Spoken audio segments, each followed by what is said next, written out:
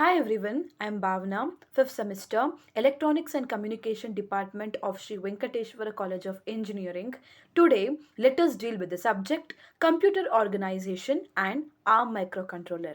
In that, let us deal with the topic ARM Embedded Systems. Introduction. ARM processors are a family of central processing units (CPUs) based on a reduced instruction set computer, that is RISC architecture. ARM stands for Advanced RISC Machine. Power efficiency. ARM processors are designed to be power efficient, which is important for mobile devices that are limited by battery life. Cost effective. ARM processors can often less expensive than other types of processors, which can make them a cost effective choice for manufacturers. The RISC design philosophy. The ARM core uses reduced instruction set computer RISC architecture. RISC is a design philosophy aimed at delivering simple but powerful instructions that execute within a single cycle at a high clock speed. The RISC philosophy concentrates on reducing the complexity of instructions performed by the hardware. Complex instruction set computer CISC relies more on the hardware for instruction functions. The RISC philosophy is implemented with four major design rules. The first and the foremost thing is instructions. The RISC processors have a reduced number of instruction classes. These classes provide simple operations that can each execute in a single cycle. For example, a divide operation. The second thing is pipelines. The processing of instructions is broken down into smaller units that can be executed in parallel by pipelines. The third thing is registers. The RISC machines have a large general purpose register set. Any register can contain either data or an address. The next thing is ARM design philosophy. Portable embedded systems require battery power. The ARM processor has been specially designed to be small to reduce power consumption and extend battery operation, essential for applications such as mobile phones and personal digital assistants (PDAs). High code density is another major requirement since embedded systems have limited memory due to cost or physical size restrictions, useful for applications that have limited on board memory such as mobile phones and mass storage devices. The next thing is instruction set for embedded systems. Variable cycle execution for certain instructions. Not every ARM instruction executes in a single cycle.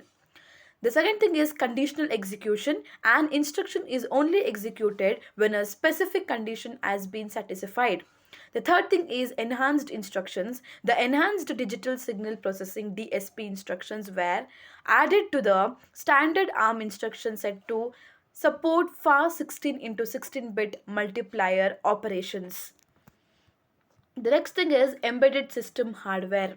Figure shows a typical embedded device based on an ARM core. Each box represents a figure or function. The lines connecting the boxes are the buses carrying the data. Four major hardware components. The first thing is the ARM processor controls the embedded device. The second thing is the controllers coordinate important functional blocks for a system. Two commonly found controllers are interrupt and memory controllers. The next thing is ARM bus technology. Embedded devices use an chip bus that is internal to the chip, allows different peripheral devices to be interconnected with an ARM core. Two different classes of devices, ARM processor core bus master data transfer with another device across the same bus. Peripherals bus slaves transfer request from a bus master device. Next is AMBA bus protocol. Advanced microcontroller bus architecture AMBA was introduced in 1996. The on-chip bus architecture used for ARM processors.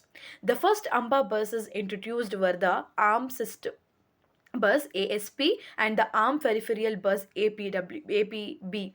Later, ARM introduced another bus design called the ARM High Performance Bus AHP. AHB provides the higher data throughput that than ASP because it is based on a centralized multiplexed bus scheme rather than an ASB bidirectional bus design. Memory.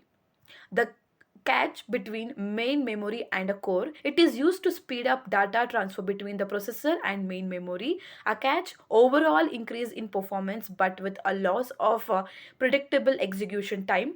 Cache increases the general performance of the system. It does not help the real-time system response.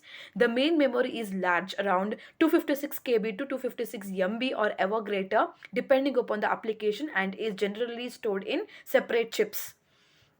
Width.